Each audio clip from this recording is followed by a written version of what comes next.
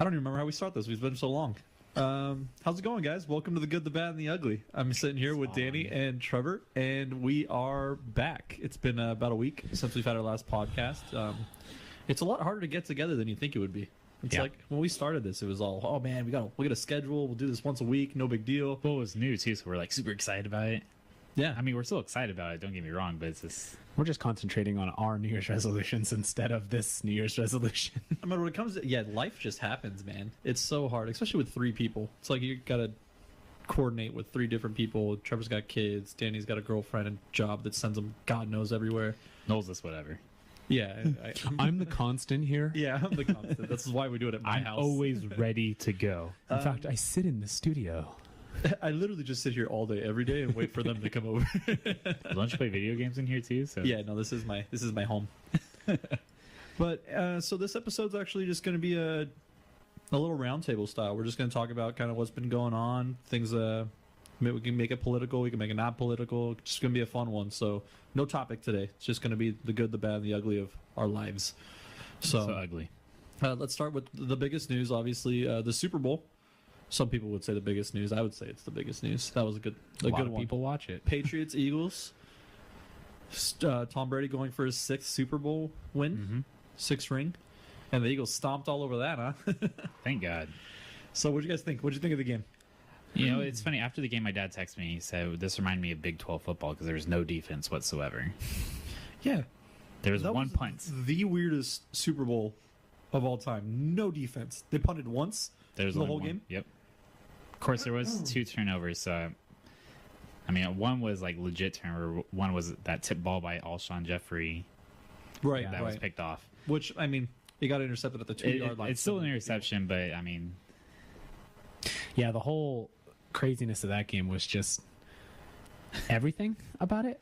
the balls on Doug Peterson. Oh my gosh. Nick Foles having just no blood in his veins at all. Like he's just straight up ice. Yep. Just straight up ice. Matty Ice needs to just hand over. I know, right? From a backup quarterback. Dude, jeez. It was seriously probably the most fun Super Bowl I've ever watched, though. And I mean, I got to watch the Falcons last year, and I mean, it didn't end well, but the game itself was exciting for a point, and then turmoil hit. About 4:44 in the third. Right around there.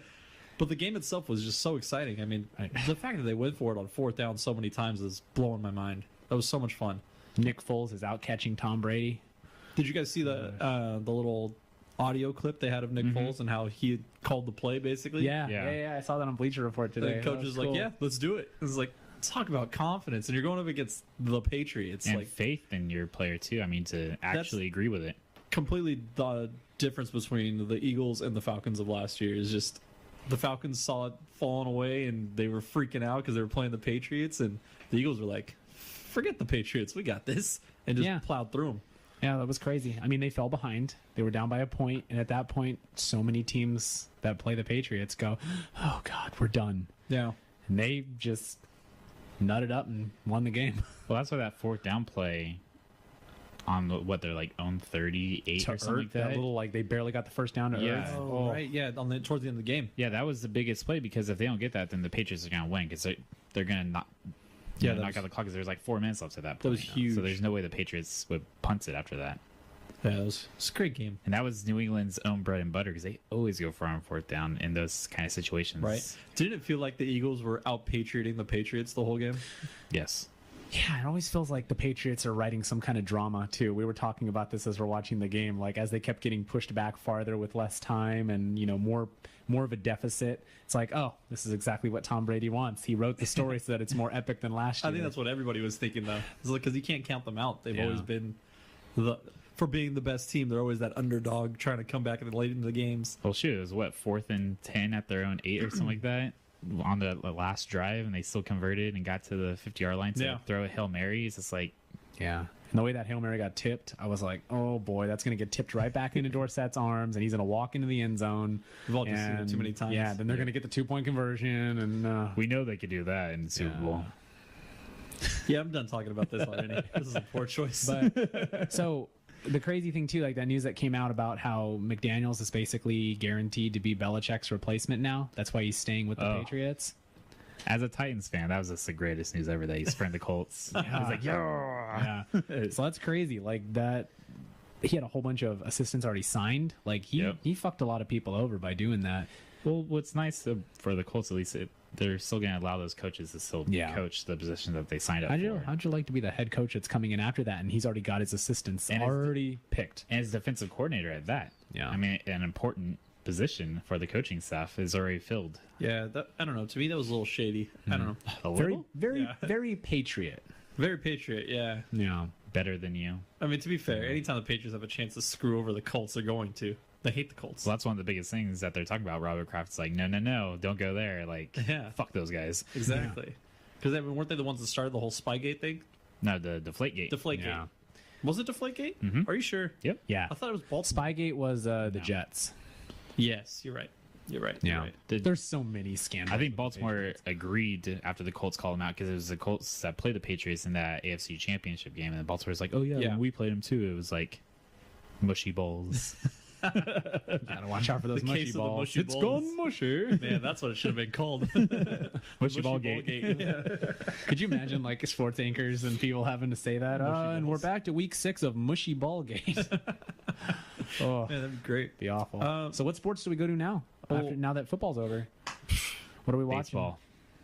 So we're pumped for baseball. Guys, basketball is literally happening. I'm just right ready now. for the playoffs, though.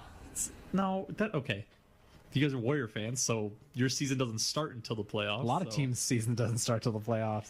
It's fun to watch like the 76ers fight to get in. It's cool to see like the Timberwolves are in like 3rd or 4th place. Or you got teams like the Cavs that are fighting just to be the top team in the East. That's my favorite part of the season is just watch them fall apart. You They're know what I enjoy imploding. watching is the Warriors fall apart in the regular season. Did you see them get dominated last night? Yeah, They're fine. It's okay. That's what you always say is they'll be fine. It's okay. Wait till you Lonzo guys have- Ball's having a kid. His career's over. Wait till the Warriors have to go through Oklahoma City and Houston just to get to the finals. One of them is going to fall off Yeah. No way, man. One of them's going to cancel No each way? other out. They're not playing Why would both they those fall off? teams. because CP3's never advanced in the playoffs before. Harden. Harden can do it. Harden with CP3, they've already proven in the regular season that they're dominant. Regular season darlings. Okay. CP3 We'll see. with the Clippers, number 3 almost every single time going to the playoffs.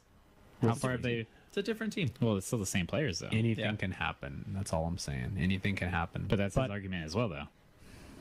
But I don't like to get too excited about it before it happens because I thought we were going to win that one against the Cavs. that's my sobering effect when I think of the Warriors. But I honestly think the Warriors are just tired right now. I think they're very tired. They played a lot of games. They played the most games of any team besides the Cavs.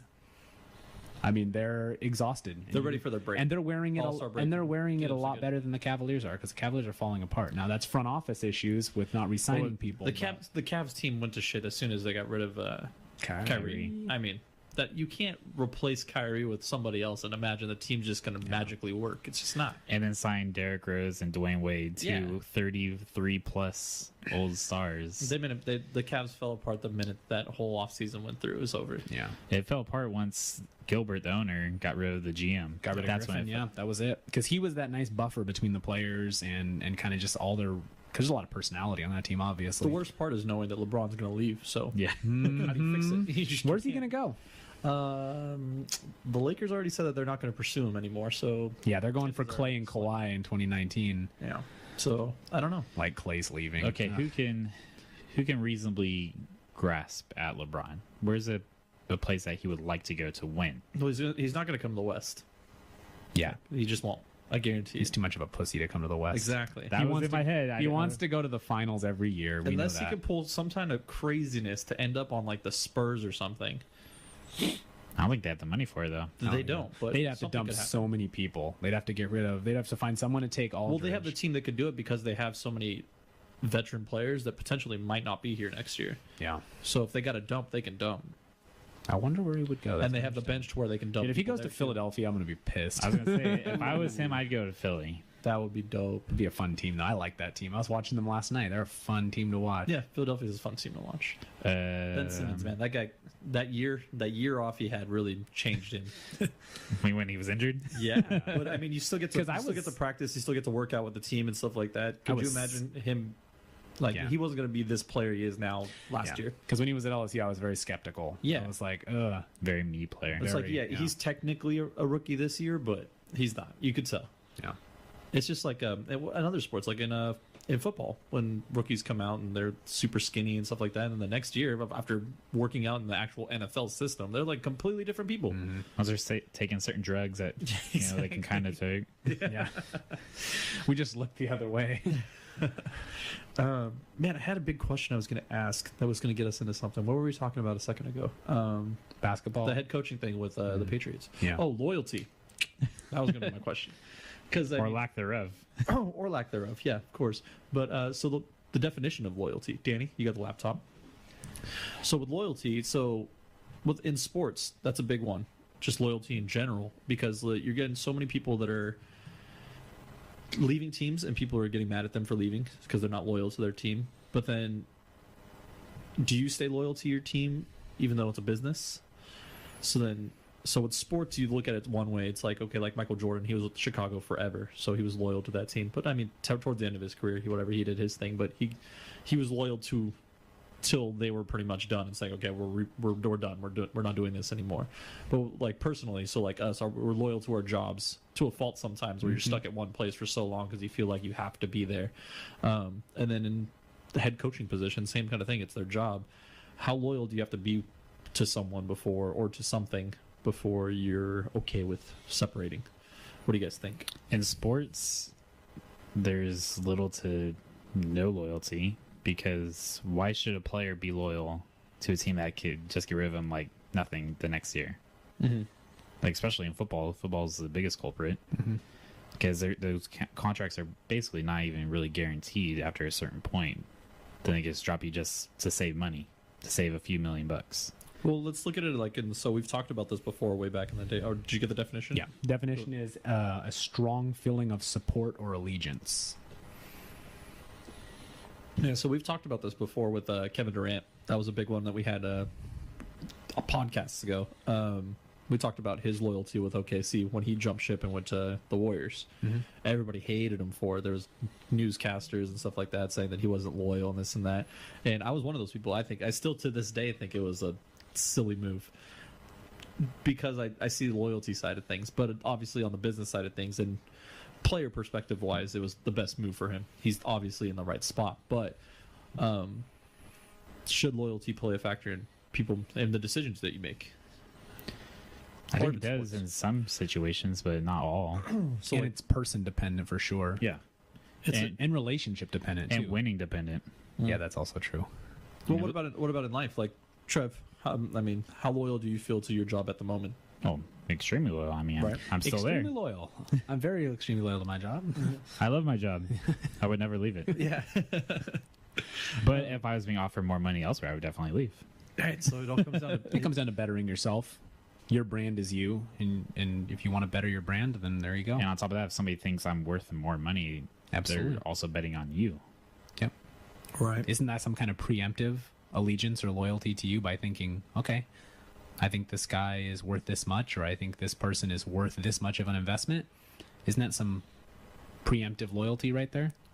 Exactly. So it would have to be like loyalty going both ways. Mm-hmm. Mm-hmm. I think that's why, like, for example, if you look at sports, you can see that, you know, a player like Steph Curry, you could easily see him being a warrior for life. You look at a player like, I don't know, Bryce Harper. I don't see him being on the Nationals forever, because someone else is going to show him more money. Someone else is going to make that much more of an investment in him, and he's going to go. I don't see him being with the Nationals for life. But I could see a player like Klay Thompson not going to the Lakers in 2019 because he might want to be loyal and play with Steph and become a legend with the Warriors. Right. It all depends. It's all like personality dependent. It's all scenarios. I know you want them. But yeah, in life too. I mean, it's crazy the amount of, because in essence, if you're loyal to something, that means you're gonna say no to something else. Right. And if you say no to something else, when you say the word no to someone, it basically means there's nothing you can do to change my mind on it, which is like the extreme loyalty. Basically, if I'm going to say no to something that's as important in like a life or death manner, well, then no becomes your ultimate loyalty. You know, that becomes your ultimate, draw the line in the sand, and that's where your loyalties lie. It's a good point. See, that's why I brought it up. I was curious. I don't know. Goes deeper than sports. Yeah, it's much deeper than sports. But sports is one of the reasons why I brought it up. Because, I mean, I've seen so many videos of, like, a player leaving a team and stuff, and all of a sudden fans start burning their jerseys or something like that. Or even in, like, personal decisions where, like, you decide you want to leave your job and go somewhere else, but you're sitting there thinking, like, oh, shit, man. I don't know. I've been with this company for X amount of years. They've been loyal to me. I'm loyal to them. What do you do? And so it's a sticky situation. I'm sure a lot of people relate to that. I mean, it comes up a lot in life. And Do you think some of that feeling though isn't loyalty? Do you think some of that feeling is comfort? Do you think some of that feeling is, I have expectations that maybe, you know, like say for example, a company puts all these hours of training into you, or all these, you know, different things that they've given you, different perks and benefits and all this kind of stuff. Do you think that there can be a false loyalty to where you're thinking like, oh man, they did this for me, I feel like I owe them this? Yeah, definitely. Yeah. Yep. How many players have stuck with teams, using the sports analogy, how many players have stuck with teams longer than they should have? Yeah. Because it's never the other way around. Teams never stick with a player longer No, than... because they'll use you up and cast you out. That's a business. And that's what sports is. I think that's the hardest thing for people to separate themselves when they're in that. Because, I mean, it's basically a relationship, whether it's you, your job, you and your team, whatever it is, it's a relationship. So once you get to that comfortable point, you're like, oh, everything's going great. You see it one way, but the other side doesn't see it that way because it's a business. So it's hard for you to separate your mind and what the actual facts are. Yeah, you may think everything's one way, but at the end of the day, tomorrow you could be gone just like that or replaced. So you got to look out for yourself. Like you said, you got to take care of your own brand. You are your brand. There's intense loyalty to countries, to patches of earth. There's intense loyalties to ideas. Politics. Yeah. Oh boy. Oh wait, and it's a blind thing too. You know, it's like, well, you're born on a patch of dirt. Well, you're loyal to that forever. You know, for good or for bad. And we're going to see a pretty good test of all these kind of loyalties in the Olympics coming up starting tomorrow. Oh, right. Yeah. You gonna watch any? Yeah, probably. Winter Olympics. It's always fun. I like the winter. Probably like Shaun White doing the... Yeah, I want to see if he can redeem himself. I really do, because he had a bad Olympics last go. Well, that and that commercial that they have of him. It's like, oh, well, I have to watch now. Yeah. The redemption story. Everybody loves a good redemption story. It is true. I mean, it is... I mean, Lance Armstrong, great redemption story. I guess. Hey, just think of all the money he raised for cancer. That's the one huge positive that Live comes strong, out of him. bro. Doping. Live strong. Seriously. I had at least 3 of those. Everybody bracelets. had one, man. Great marketing, man. And everyone else was doping. That's what's crazy. Yeah. He never got caught. Did you know that? He never got caught. He got caught once early on, and they kind of just were like, "Oh, okay, we'll just." Well, isn't that sport? About that. I mean, it's like baseball in the late 90s. It's like him and like the top 24 other guys were like all caught doping, but because he was the famous one, he went down. He should have stayed retired. If he hadn't had that comeback, they would have just left him alone. Who are they talking about Hall of Fame? Were they talking about how Barry Bonds won't be allowed to be in the Hall of Fame because of the era? He's getting closer. Yes. Him and Roger Clemens are getting closer. Yeah, it was both of them that they were talking about. How because of the era, the steroids and stuff like that, that they were not going to induct them into the Hall of Fame. We're talking about baseball now. Okay. Trevor just got excited. A little too excited. Well, for that era, you cannot wipe that era out. No. I mean, there's records that are still out there. Like, personally, I don't think Barry Bonds has a single season home run record. Oh, this is a great conversation we're going to have right now. I'm so excited because this is going to go beyond baseball. I just watched something on YouTube earlier. So go on. I'm very intrigued. Go ahead. Morals and everything. Yeah, no, this is going to be good. Well, because, Barry Bonds, was it 2002? I want to say. Yeah, 2002.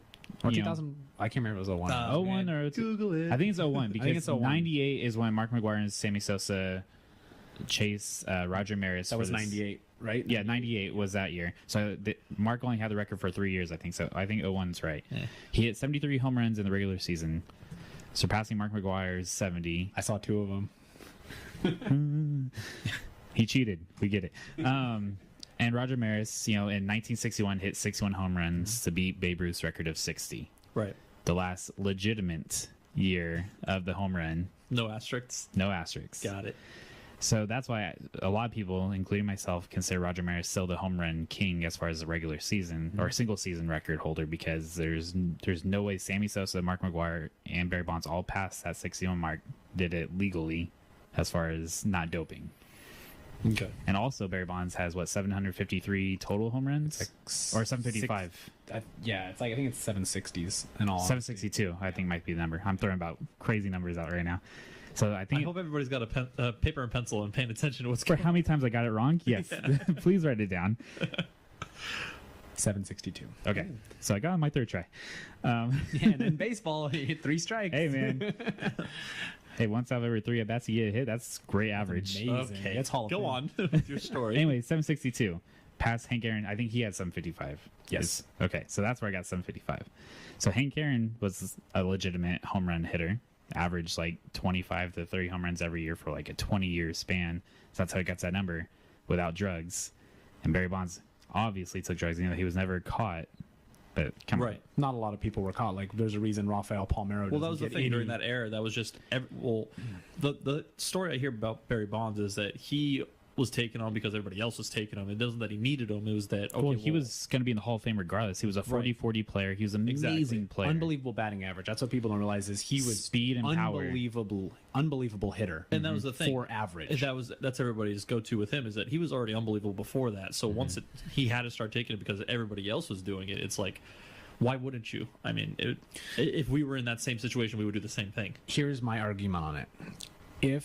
I as a kid, I was a blind Bonds supporter, you know, because you're a Giants fan. You're like, no, there's no way he never got caught type thing. But as an adult, So you glad realize, you say that out in the open. yeah, so no, people just know. he obviously used steroids. You're reasonable. Obviously, but, He liked so, you. but so did everyone in that era. Right. Yes. It's a whole era. So here's the way you look at it. Is that part of the natural evolution of the game?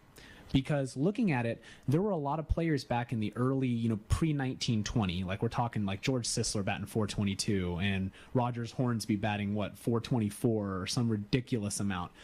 That was back in a game where you bunted for hits routinely. And also, there was no black players. Exactly. Where was Josh Gibson during this time? Where was Cool Papa Bell? All these guys that probably would have been the best guys in the league. I mean, was that Cool Papa Bell story? He could shut the lights off and be in bed before before it got dark. Mm-hmm.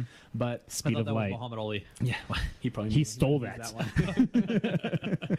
one. But so you've got all these eras, and who's to say that the game changes? Now you have no one batting for 400 anymore. Very rarely. I mean, the last person to do it was Ted Williams. And that was forever. And that was in the 40s or 50s. I mean, that was a long time ago.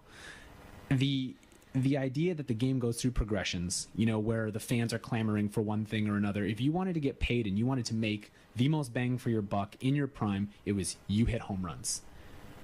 That's you why hit home runs, and you don't do anything else but hit home runs. That's why Mark McGwire and Sammy Sosa, quote unquote, saved baseball. Exactly, in because 98. baseball, the strike in '94, baseball was really bottoming out. It was not. I mean, that screwed the Expos, that strike. But Yeah. man, it is getting deep nerdy baseball. Like I feel like Trevor and I are just like we're losing all our listeners right now.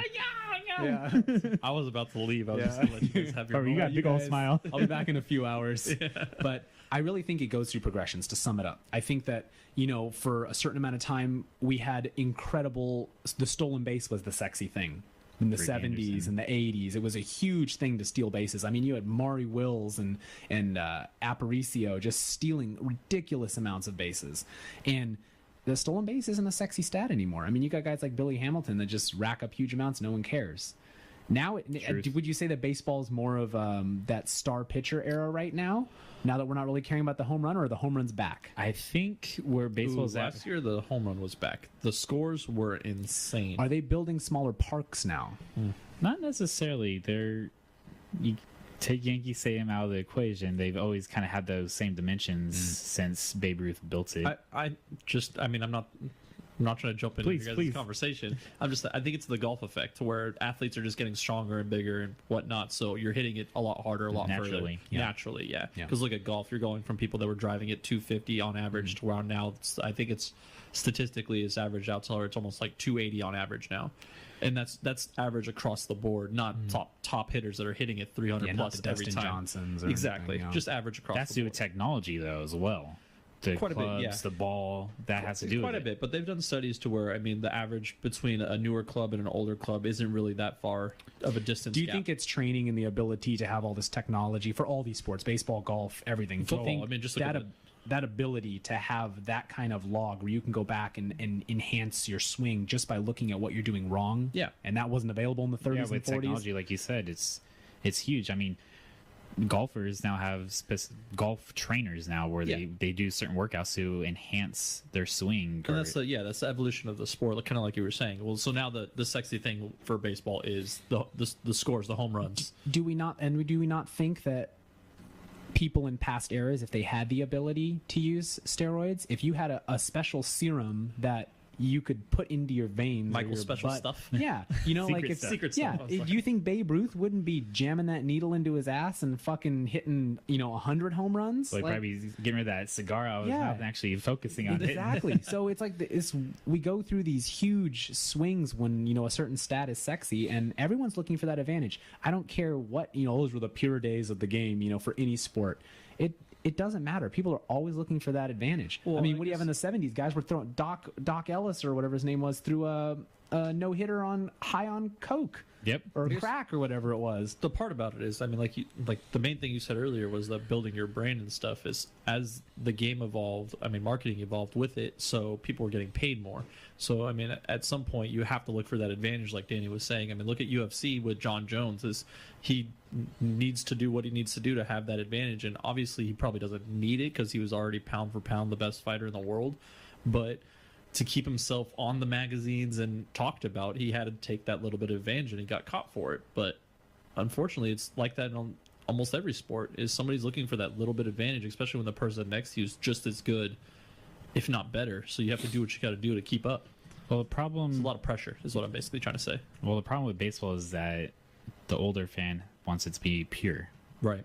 The unwritten rules, do things a certain way. That's why a lot of people don't like Yasiel Puig, Bryce Harper, because they're flashier. Mm-hmm. They do things... They're the millennials of baseball. Exactly, and that's why even baseball players hate it so much. Like when Jose Bautista did that bat flip to win the playoff series against the Rangers. God, one of the coolest things ever. One of the greatest moments in recent baseball history. Yeah, I was so amped watching that. Yeah. Because they got screwed earlier that game, and that just epitomizes how everybody was feeling in that stadium. Yeah. And people hated it because of how he acted when he hit it, just in your face. And that's where, if baseball was smart, they would start having the basketball effect of rising these stars up, making them bigger than the game itself. Because, like you've said before, Danny, basketball's stars are way bigger than the sport. And they're also the highest paid athletes. Exactly. Yeah. I mean, baseball players still get paid a ridiculous amount of money, but now they're Guaranteed contract. Their contracts Exactly. are completely different. Yeah. Mm-hmm. Yeah, it's all guaranteed. Mm-hmm. So, but with baseball, a lot of teams are starting to gear towards the younger player. The younger players. I mean, look at the Astros. I mean, their average age was probably in the mid-20s, which is ridiculous. I think all sports across the board need to start getting to the more younger of the generation. I mean, just look at... I keep bringing up golf because obviously it's my passion and stuff, but when they had the Ryder Cup... a few months back or last year? It was last year. I think last year, yeah. So it was the 2-on-2 matchups and stuff. The matchup between Patrick Reed and Rory McIlroy was the most exciting thing I've ever seen in my life. They were getting the crowd into it. They were cheering after every shot. It's an energy that people can relate to. Yeah, and that's not golf. There was a lot of people who were like, no, that's not okay. That's not etiquette. But it's like, to come full circle, you get the loyalties of the countries involved. Exactly. And I mean, the amount of... We planned this. Yeah, right. But that kind of stuff, it's exciting. And I think they should bring that into all sports. I mean, across the board. And you got to go for that younger generation, that exciting factor in sports. But we got super off track. I was going to bring something up. So with the Hall of Fame part, let's go back. Okay. So with all that said about the steroids and that era and how things were, is it fair to forget that body of work and not let somebody be a part of the Hall of Fame because of an asterisk or a steroid era? They're going to have to let them in because Roger Clemens won 7 Cy Youngs, the most in baseball history. And arguably was an incredible pitcher before he allegedly used when he the was steroids. with the Did you Red say Sox, yourself I think. that you don't consider whoever the home run king because he technically wasn't True, but it's hard to... clean?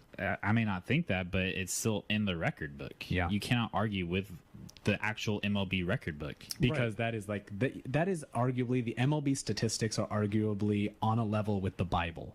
Because it's been around for over 100 years. Do they legit MLB have the asterisk stats- next to the home run thing?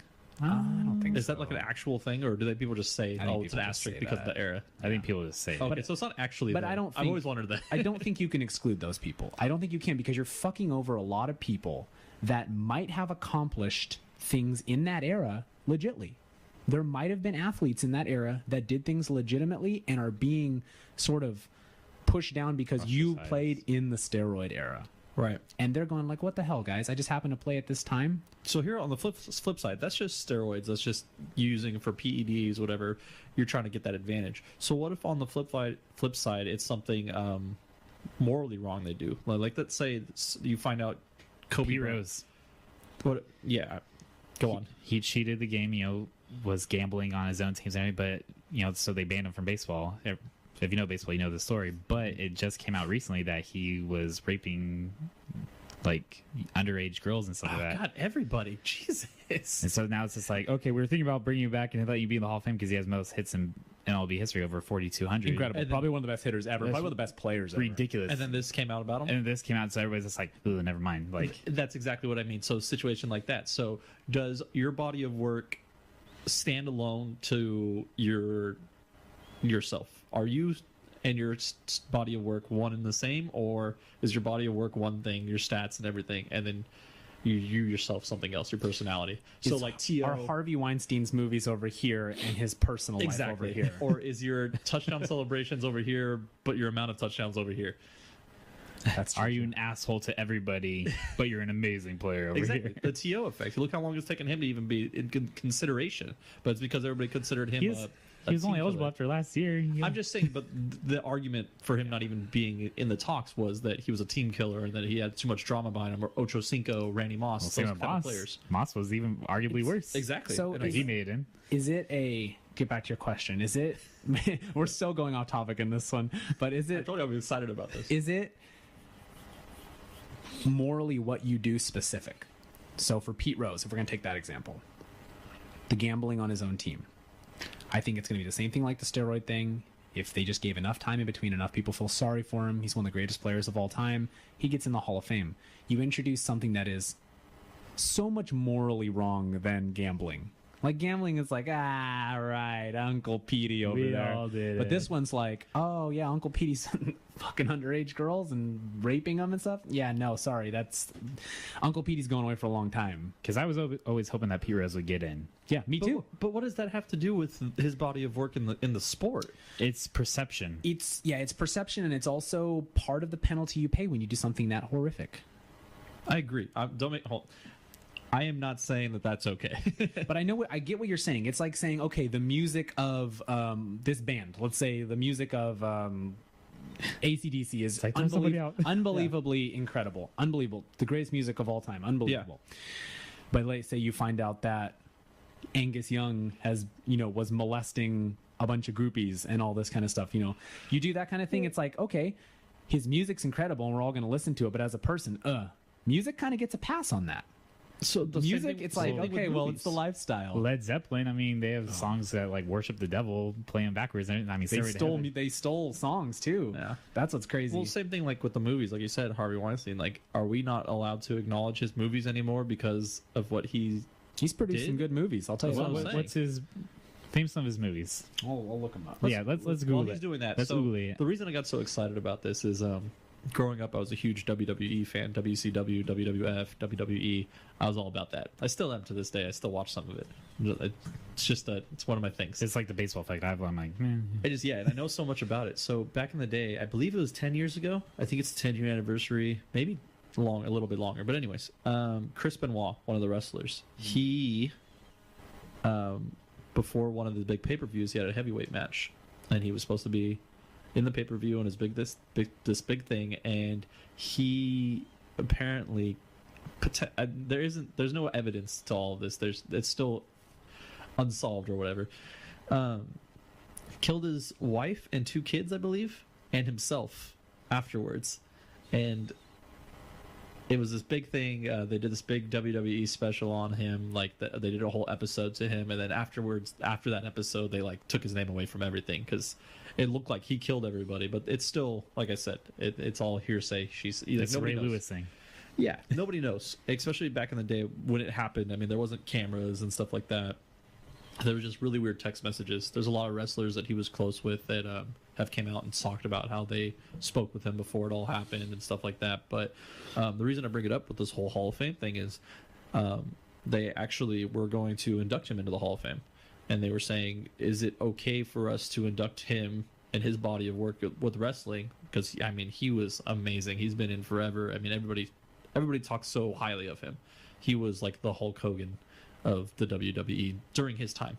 I mean, obviously Hulk Hogan was still there, but he Household name. He was a household Yeah. name. Yeah, he was on magazines. People loved him. It was amazing.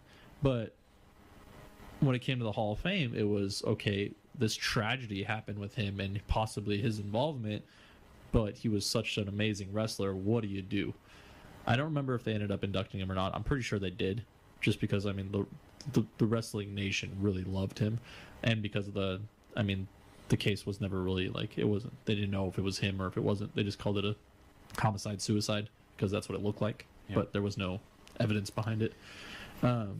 But that's the big question, and I was racking my brain all day thinking about it today. I was like, man, so at the end of the day, is it your body of work, or is it what you do with that body of work? I think that it all really puts you in. It's very genre specific.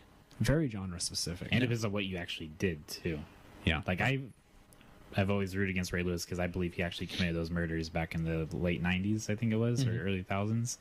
And so the fact that he's going into NFL Hall of Fame kind of agitates me, just because I still believe that he murdered those people. Yeah, but look what he did for the sport, though. I don't give a fuck. See, and that's the thing. He's a killer. Yeah, that's why you don't make him the president, but you still say he's one of the greatest football players to play the game.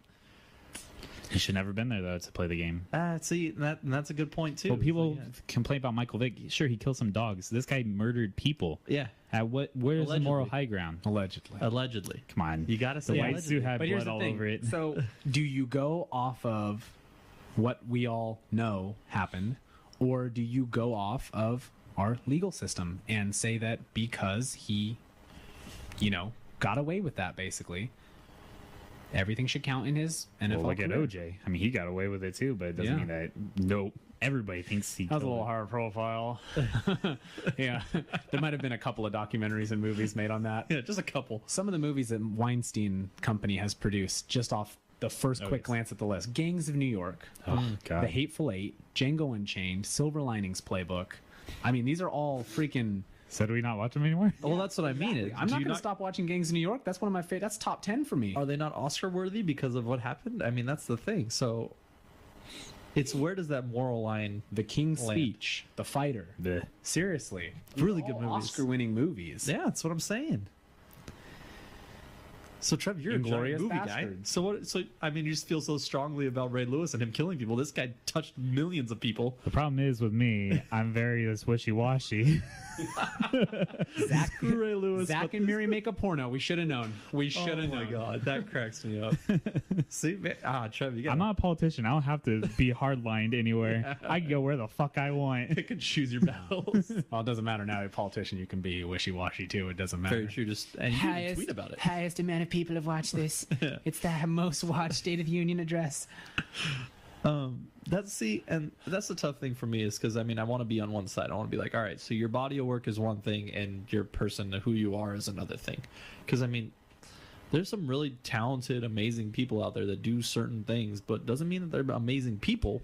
But they are gifted and talented. So why do you cannot ignore that? If somebody was a child molester or whatever, or robbed a bazillion banks in the world, but painted something beautiful, do you not look at that painting and say, man, that painting's beautiful? Or do you say, nope, that thing's shit because he's shit? You can look at it, but you just can't give him the accolades for it. Why not, though? That's my thing. Why And not, does that though? kind of go away with time? Because if you look back at some of these incredible artists, and the argument is people who create, people who are geniuses in their realm, they're usually tortured souls. They're usually people that have some kind of vice or some kind of deep hidden secret or some kind of past trauma that influences their art.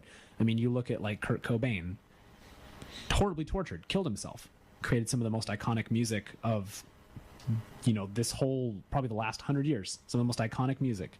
People know who Nirvana is because of that. Right. You look at, painters and artists from the Renaissance and, medieval Michael times Jackson. and all that. Yeah. These people have a lot of bad vices when you start looking back into it. People that accomplished a lot of great things, great rulers. You look back and you're like, wow, this guy was, he is the reason we're here, or this person is the reason that nation state existed. They all have hidden vices. They all have hidden little things. Do you think over time you start getting the ability to look at things more objectively, and that's why maybe someone like Barry Bonds could get into the Hall of Fame in 5-10 years versus no chance for the first 10 years after the steroid era when it was all fresh in our minds. You know what I think would make a difference is if people owned up to it. Oh, that's a huge difference. If you were just like, yes, I'm screwed up, I'm messed up, put me in a box, whatever you guys need to do, but I can provide this gift. I have this skill set that I want to share with the world. I think then people like you said with the music and stuff, like, yeah, this guy's jacked up, but listen to what this guy can do. Like, then I think people can see it. But like with the Harvey Weinstein's, like, he hid all this from the world. I raped a lot of women. Watch my movies. Yeah. Or just saying like, or you know what I mean though. Like, yes, the more it's out there in the open, the more it's easy to accept and acknowledge than to find out about it later down the road and be like, well, what the, like, it makes you feel bad because you feel like you were lied to. And we have a lot of times where we like watching the person that's famous, the person that's the hero in our minds, fall. We love it. I mean, it's the theme. It's a central theme in mythology. It's a central theme in modern life.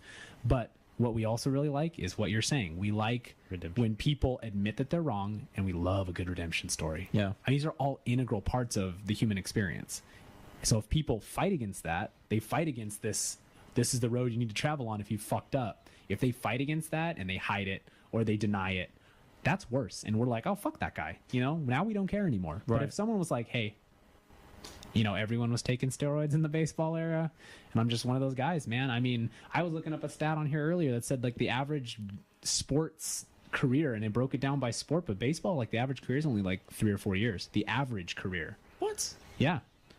Well, Football's lower. Football, the average career is, like, I think it's getting below 3 years now for the average football career. Basketball, too, is around 3 years. Yeah. It's because of just how many kids come out. And how few roster spots there are, too, in basketball compared to other We're sports. saying, like, being in the league or just being the that average in the league. dominant player? No, the average amount of time an NBA athlete or an NFL athlete spends in the league, that amount of time. But what about, like, guys like Kobe and LeBron? So that's great. That's 20 years. How about the guy who gets a 10-day contract? Oh, good point. Yeah, There okay. you go. So you're averaging average. Not that far away athletic, when you think about it. They're both top. They're all top-tier athletes. But your average top-tier athlete, if he could just take a little something and stay in the league for a few more years, set for life with money. That's why people do this stuff. Della Devova. That guy. Don't know his name. I can't even say it, so it doesn't matter. That Aussie. Yeah. But Don't know his country. Yeah. but yeah, that makes sense. It's kind of like Trevor's Ray Lewis thing. It's like, It boils down to what is good for you. Yeah. Your brand. It boils down to what we were talking about at the beginning. What's best for you. My brand. Yeah. my brand. And that's why athletes Triple leave. B. Life. Did you say Triple B? Yeah. Oh, gosh. Sure. Hey, he's doing it. But yeah, so I mean, you guys got anything else? I mean, Now it's good. We came like full circle on that. yeah, that was good. That was a good one. A lot of sports. Love it. Yeah, I hope you guys enjoyed. Very sports centric. Yeah, but that was a good roundtable. We just kind of went off on a few different things, but until next time.